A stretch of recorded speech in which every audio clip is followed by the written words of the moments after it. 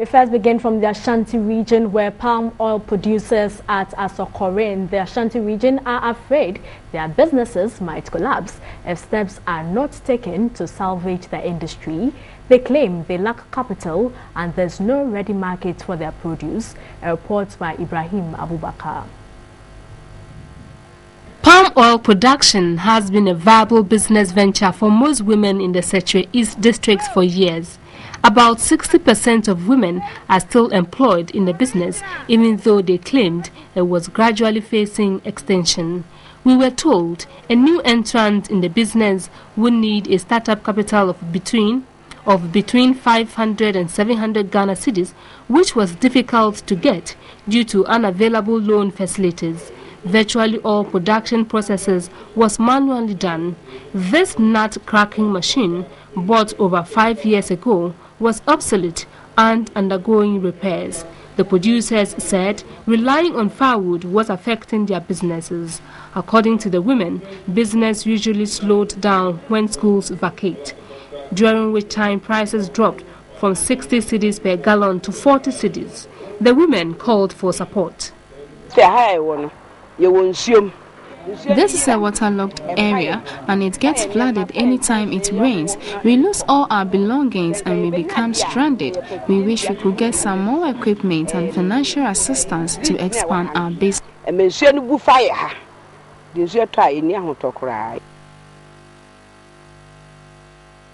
And back in Accra, the forthcoming African Air Expo will attract over 500 trade attendees and create about 2,000 contracts for both local and foreign businesses in diverse ways. Meanwhile, Unibank has doled out 500,000 cedis towards the planning of the event to become the official bank of the African Air Expo. The African Air Expo 2014 is described as an excellent forum to showcase the aviation industry and create opportunity for the youth to tap in. It is dedicated to general business, commercial aviation and airport operations. The 3-day event to be held at the Kotoka International Airport on October 9, 10 and 11, 2014 will assemble aircraft manufacturers, service providers, commercial aviation companies and all players in the aviation industry to share ideas and expertise, opening up investment opportunities for Ghana too. A targeted tertiary student will be exposed to all the inside out of the aviation industry. But it will cost the state and the local organizing committee some 2 million cedis to plan and host the guest in October. And we are pleased and honored to be partnering the ministry.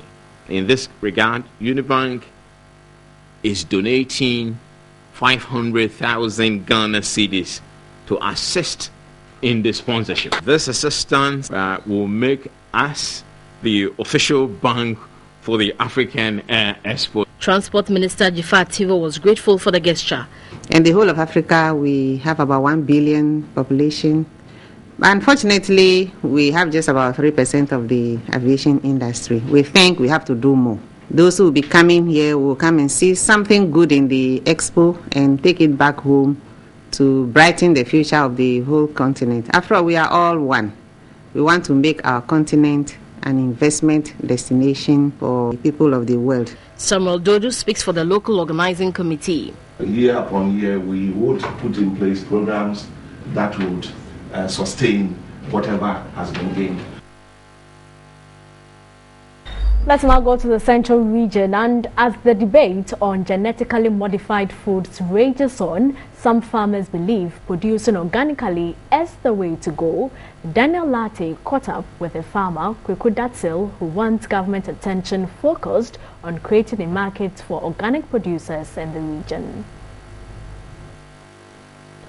Organic crop cultivation may come with some level of hard labor and toil, but farmers like Kweku Datsil have resolved to make a living from it.